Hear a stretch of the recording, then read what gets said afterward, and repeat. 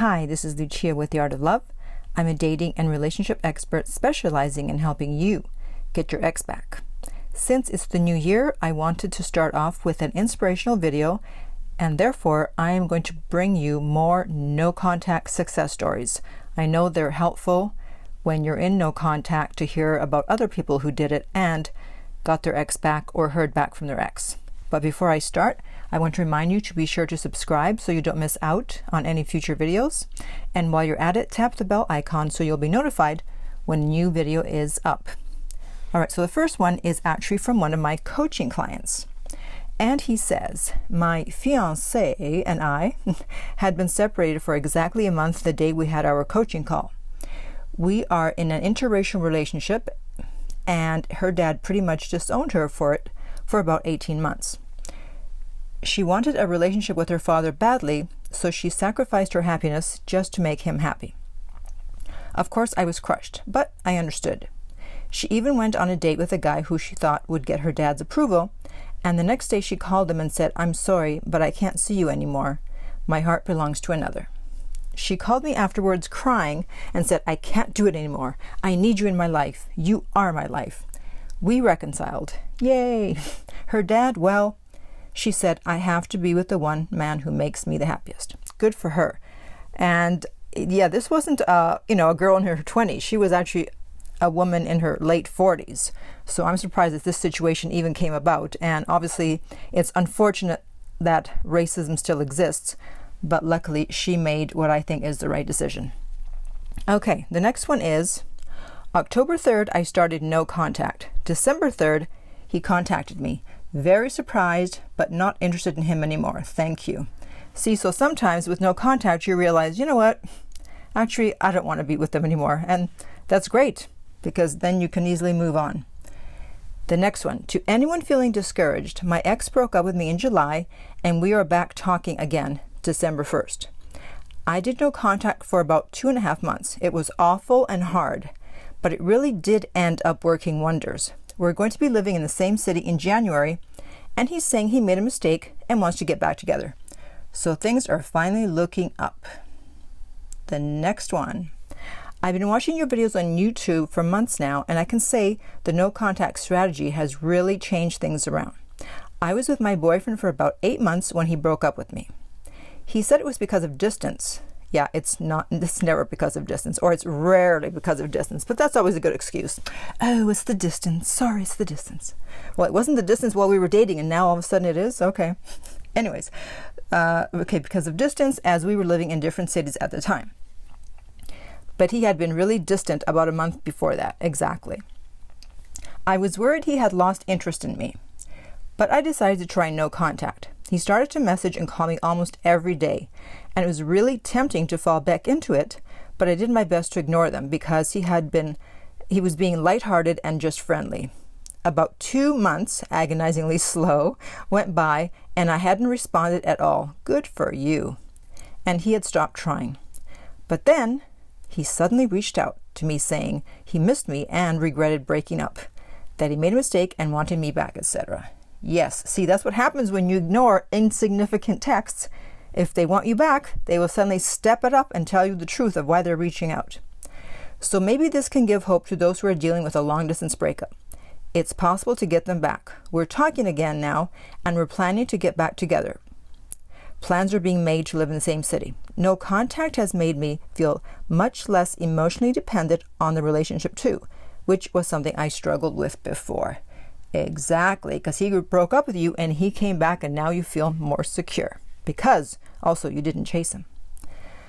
All right, the next story. My greatest no contact success story is that I was able to allow me time to find out that I didn't want to be with a toxic egomaniac. I won.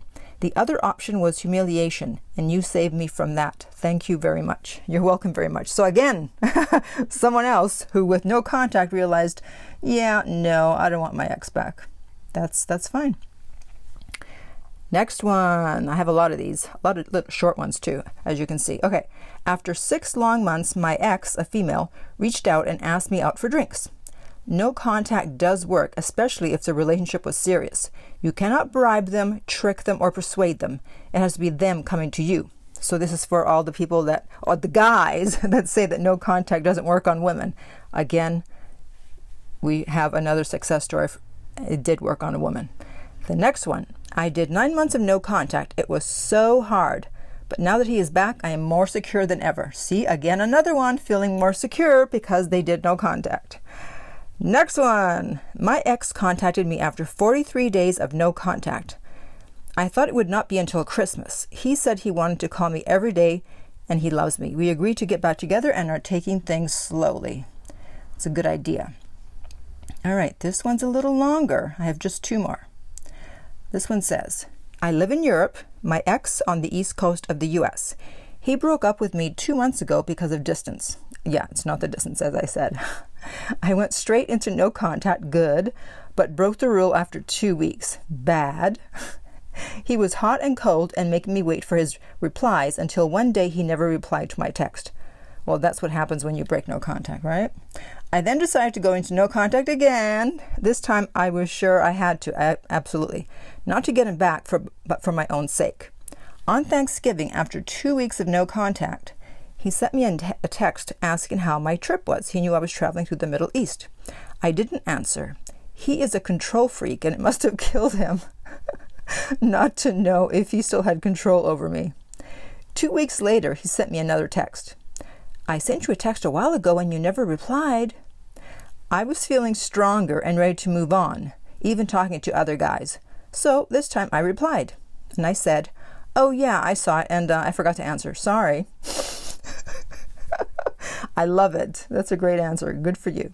A few minutes later, he started asking how I was doing and mentioned that I had just gotten back from New York City, his city. He was like, really? Like he couldn't understand why I hadn't contacted him. I noticed that he wouldn't leave the app we were communicating in, which is not like him. He's an attorney, and it usually would take him 30 minutes to 2 hours to respond to my texts. I had deactivated the possibility for him to see if I was online a while ago, so he wouldn't know. I left him waiting for my replies, and still, he would answer within a couple of minutes. Then I told him I had to go, honestly. I just didn't want to talk to him anymore. But wow, what a change. We aren't together, but he seems eager to get me back.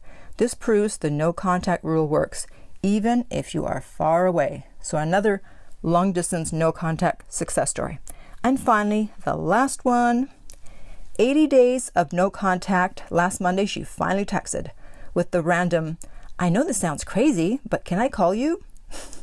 Well, today she finally started to tell me that I belong in her life. I'm taking it slow because that's what wins the race. No contact hurts, but it works. That's going to be my new slogan. No contact. It hurts, but it works.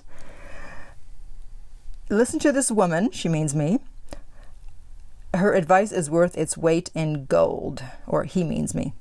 Well, thank you so much. I appreciate that. So, hopefully these have been inspirational to you and you are ready to stick to no contact and not break it, right?